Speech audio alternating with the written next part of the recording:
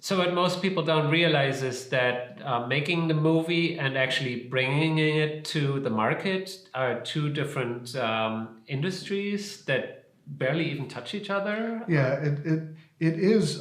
It's not obvious from the beginning where you shoot and edit and create the final product, do the coloring and the finishing, and then it seems like a continuum into the distribution. But really, those are separate universes, and our services have been geared towards the distribution. And what we started out initially doing is providing services for distributors like HBO and Neon for some of their current films, and Amazon and others. But what that's also turned into is that we're now distributing films directly as Giant Pictures.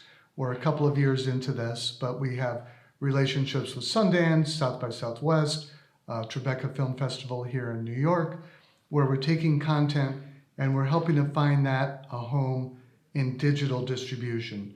So whether you are a digital filmmaker or you work in post-production or as a digital designer, what do you think is a good way to get started in this field? Well, I think really taking, your basic interest and just delving into it a little bit deeper, you'll just find that so much opens up.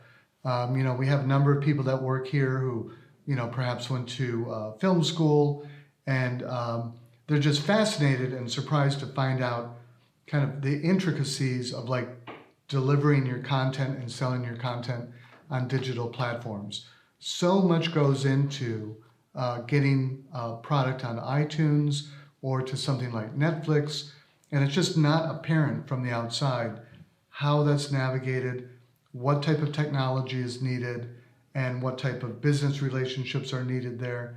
And those are areas that are mentioned lightly potentially in school, but really once you start getting into a company like ours, where we're doing services for video distribution, you find out that there's so much more involved. And you started to create or even like buy your own content and then distribute them to the platforms. Right. That's like a growing successful business. So about 2 years ago, we started finding a niche where perhaps an independent movie was acquired by Netflix, and then it didn't have the normal means for digital distribution to other platforms because Netflix had paid them some particular fee to put it on Netflix for license for 2 years or something, and then they didn't really care like what else the filmmaker did.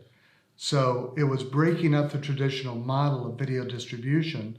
So we kind of stepped in and said, all right, well, we can help put it on 10 or 15 other platforms and pitch it elsewhere so that filmmakers can monetize on additional platforms.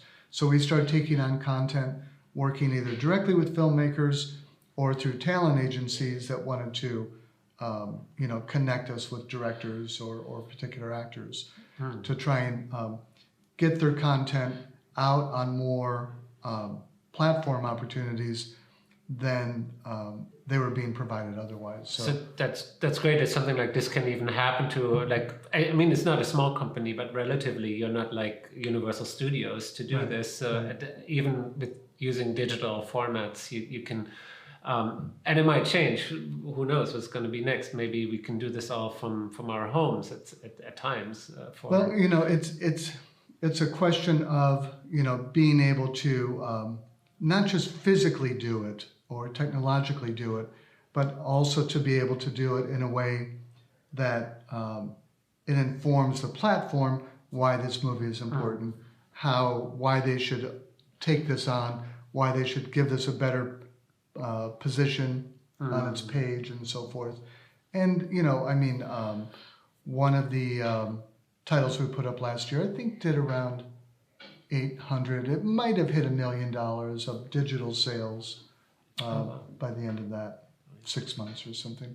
So it's a huge market. It is, yeah. Thank you so much, Jeff Stabenau, for giving us so much information about digital entertainment forums and the future. And you mentioned Bitcoin, where it might go to, and that's going to be mentioned in the next video as well. And thank you so much. Thank you.